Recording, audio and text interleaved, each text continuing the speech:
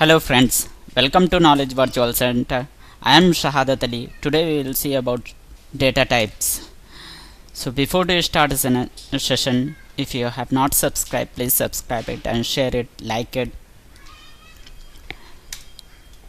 Now, first we will think about the data types. What are the data types and what type of data Python will follow? We have broadly two categories of the data types in all language worldwide. One is the static data type and second one is the dynamic data type. So static data type, in that the programmer need to define explicitly data type of the variable while declaring the variable. For example, in C, C++, Java or .NET programming languages, the programmer have to define int variable name and their size also.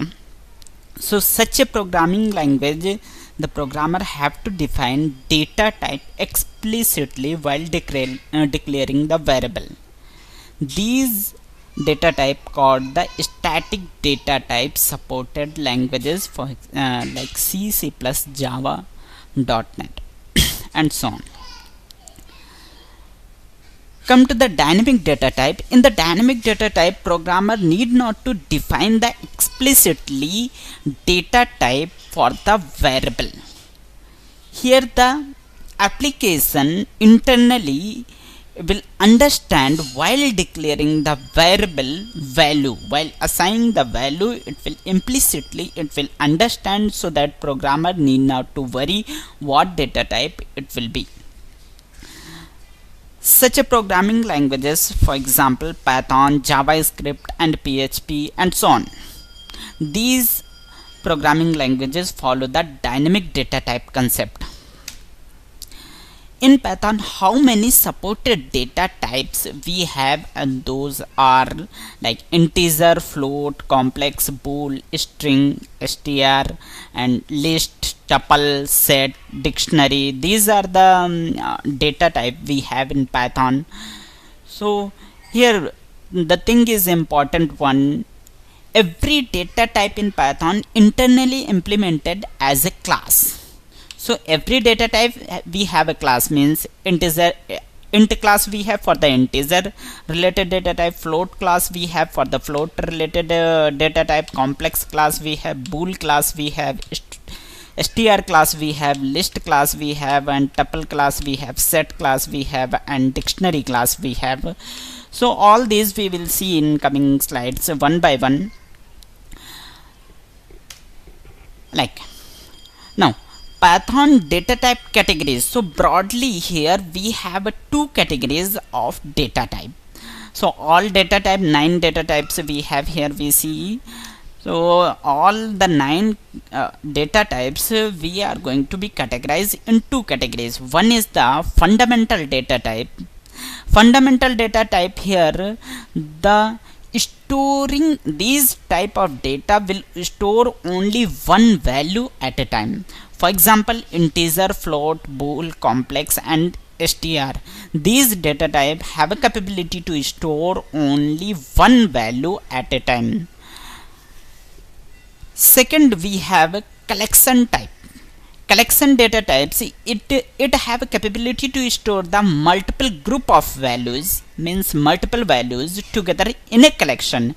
General purpose built-in container, we have general purpose built-in container like disk, dictionary and list, set and tuple. These all are object, as we know, because all are the class based. So we know these all are the object, whether it's the fundamental data type or the collection data type.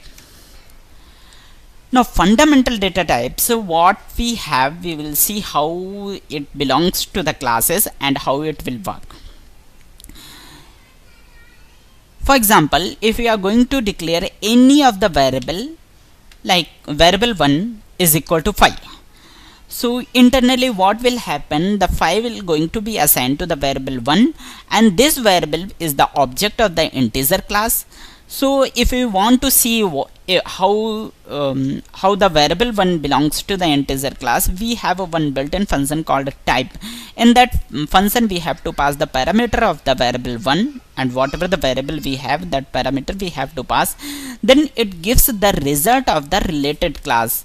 So here we have variable 1 assigned as 5, so it should be give the result for class integer type of class. So that's why we are getting the result class int. And if we want to interested to print the result what we have in the variable 1, we have a print function that we can print it. So variable 1 we can pass in as a parameter in a printf function. We will get a result 5. That already we have assigned it. Similarly, float also have the same concept. It follow the directly we can assign the variable to the directly we can assign the values to the variable, and that variable type also we can test it follow the float type by using the type function, and this also we can print it. Bool in a bool, if we have like a true false such a situation, so in these cases true false activity is related, we have a bool function. In that bool simply we have a one variable. In that variable directly I am assigning true, so true will goes to the b, and it tells in our data type, it tells that this b follow the bool class, and bool we can print it also. So where we are using in our project or the program, like suppose we have one application that to build in Python or any other languages, there the application logic we have to gather the data based on who is having the degree qualification and who is not having the degree qualification. So our interest to collect those people or filter those people who have a degree qualification. So degree we will put as a true, who having the degree we will put true, and other all the rest of the candidate will go as a false. So such a scenario we can implement. We have so other and any more scenarios also, we have so many other scenarios, then we can think and implement such a way. Complex data type. So in a complex data type, what the things here, we have a complex class. In that class, it is a complex class. In that class we have to pass a two argument, as that argument will follow the complex class and it make one object. Here I give an object name as com, so it's a user defined name. You can give any name. If you want to test it, you can test it by type com, by passing the argument as a variable. So it will give the class complex and we can print it. Now here see, just observe it, what the print statement giving the output. Here we passed 1 and 2 as an argument in the complex, but we are getting the result 1 plus 2j. So here we have a imaginary concept, a real number and imaginary number concept. So 1 is the real number and 2j is the imaginary, where j indicate the imaginary parts. So where we are using such a like a very complex calculation, real number and imaginary numbers, like how we have in a statistic w plus I, where w indicates the real number and I indicates the imaginary number. So in such a way, if we are going to calculate a statistical calculation with a large complexity, we have such a things. Next one, we have a str class, string data type. So string directly we can implement by assigning some string to the variable. So that string can be a single quote, double quote. That type also we can test it or we can see by using the type function, and that we can see and we can print also. So what we have, so internally what happen when we are assigning to the variable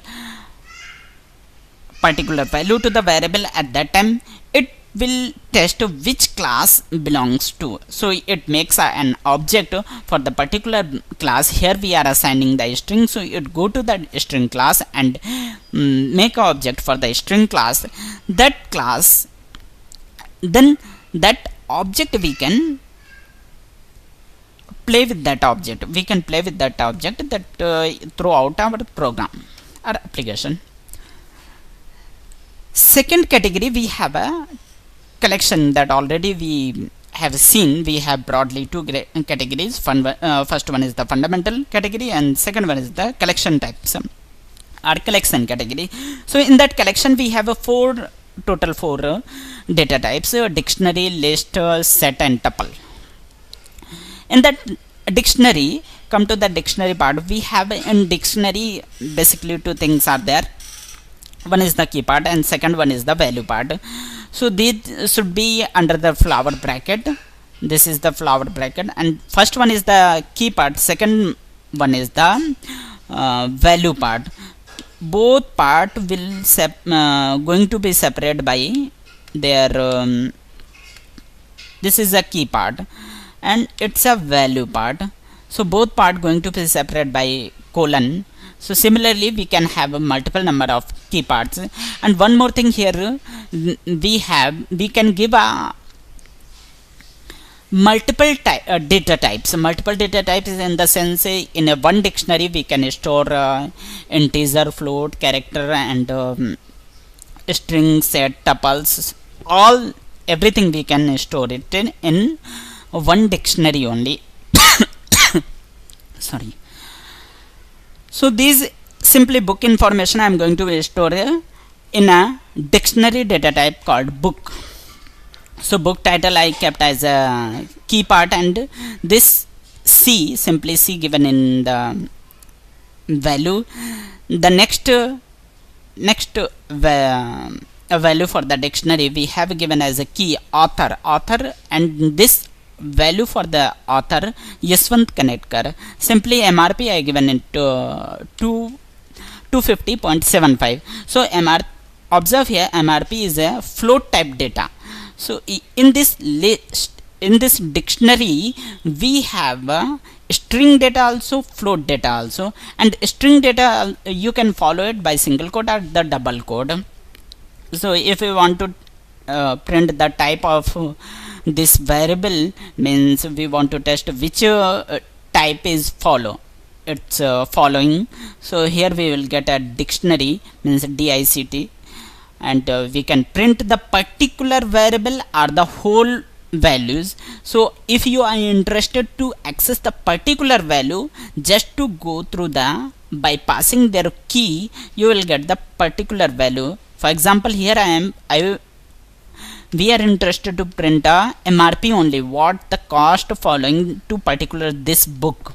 So MRP I am passing as a key and we are getting here values. Similarly whole record also we can access. So here one more calculation we are getting, it's iterable data. So we can apply the for loop or while loop concept, so we can retrieve. Basically for loop we are going to be apply in iterable data types. Second, we have a list data type. So in the list data type, what the things is going to be assigned as a list separated by the comma. So the list initialization will be followed with this rectangular bracket. So all the things we have to keep separated by the comma in a rectangular bracket. So first I given a C programming Yashwant Kanetkar, second value, and third value it's some float, and another I have given some real number. So similarly like a dictionary, just like how the dictionary having the capability to store the multiple types of values, similarly list also have a multiple type value to be stored there. So in this list we given a string and float and real number. If that is going to be going to be stored in my list variable. This list will follow the list class, and we have a concept that to implement a empty list also. So how we are going to make an empty list? We have to give the variable like my list 1 or any of the name for the list, and we have to give the after that we have to pass the rectangular bracket, I mean this square bracket. We have to give this square bracket to the empty list, so it will make an empty list. Similarly, so here what the when we are creating a list and assigning to the values to the list, at that time it will make a index. So index will follow with the 0, then 1, 2, then 3. And here one more things will we have one more advantage also, the of this indexing. First index will go from 0 to n. Similarly, it reverse also we have to reverse indexing also. So this will be the -1, the last value will be the -1, means where we have a nth index, that will be indicated as -1, then -2, -3, -4. Yes, so such a indexing also we have in a list. So it giving the forward indexing as well as decreasing order in manners. We have such an indexing pattern. These more in depth we will see in the coming videos about all the data types, dictionary list. We will working more with the dictionary lists. These are the very important parts of the Python. Third, we have data type of set data type. So set, how we having the in the basic classes set concept in our mathematics concept, set theory concept. Similarly also all the things is going to be implement here. Internally already has implemented the set concept. In other programming language, if you want to make an application related to set theory, it's very complex to implement, but here in a Python application it's very easier to implement the set theory concept, or the statistical calculation belongs to set theory. For example, we have a one variable, that in that variable we have some list of records. So this is the list of the record we have in a variable. If we are interested to take test which type this variable have, so it follow the list and we can print it. So up to here nothing is there. It was like past what we learned just before. Now come to the set theory, how it function in this case. Now our interest is just simply going to make a set list from a list. That list already we have, list A we have. In that from the A we want to make a set. So what the set concept is telling, set theory concept is telling, we should not have a duplicate record in our set. So all the record, all the data, all the values should be a unique value in our set. Similarly, just observe here we are having duplicate record in our list. So 1 2 3 4 5, again 1 2 3 5. So this record is repeating.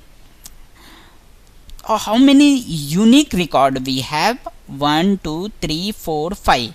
Only unique record will come to S, that is my set variable. This set variable, if you want to print, you can print it this set. And we want if you want to test this for what class it following, so here just see S type, we can pass an argument as a S, so we will get a set class set. So earlier we have not see the values what we are accessing from the list, but now accessing from list and going to be stored in a set type variable. That's why it giving the set. Otherwise but the value is coming from the list. See the values whatever we have in the a variable that belongs to list, and that list is going to be converted as a set and keeping a set functionalities values. Fourth, we have a tuple. So tuple, how we are going to be create a tuple? We have a way to create a tuple, like simply how we are within a circular bracket we can pass a value and we can create a tuple, a tuple variable. So empty tuple, if you want to create a empty tuple, so t1 is equal to tuple. Tuple we have a function, this make a t1 as a object for this tuple class.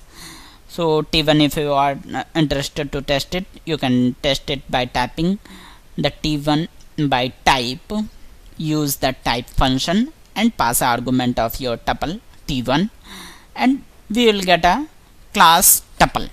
So this is the output when it is telling the t1 is our tuple class.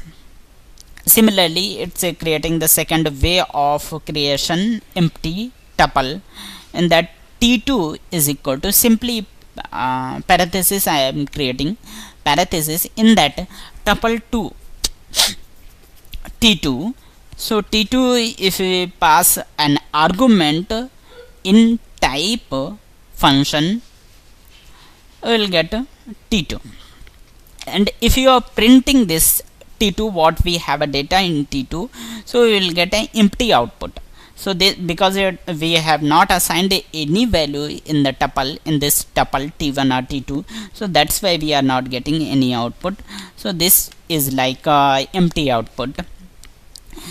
Second way, if you are interested to push the data at the time of declaration, at the time of initialization, in such a way we have to initialize the value. We have to give the values to the parenthesis and assign it to one variable. So here just just see, t we have a one variable, in that I am assigning 1 2 3 4 separated by comma and within a parenthesis. So this now if you are testing it, how the values is going to the t1, it follow the tuple class. So we are getting it following the tuple class, and if you are interested to print this t, we can print it. We will get what we passed the value, that the same output we will get. So now the important part in the tuple and set and dictionary list, all four, this set, dictionary, tuple and list, these all four iterable data type, means here all data types we can apply for loops in all types of data.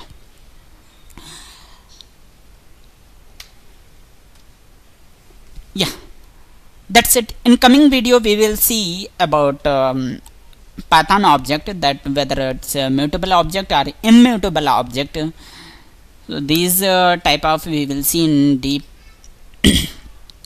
like memory management concept, how the memory is going to be allocated with along with these mutable or immutable objects. So if the video is making sense something, please subscribe our channel, like it, share it and comment it. Thank you.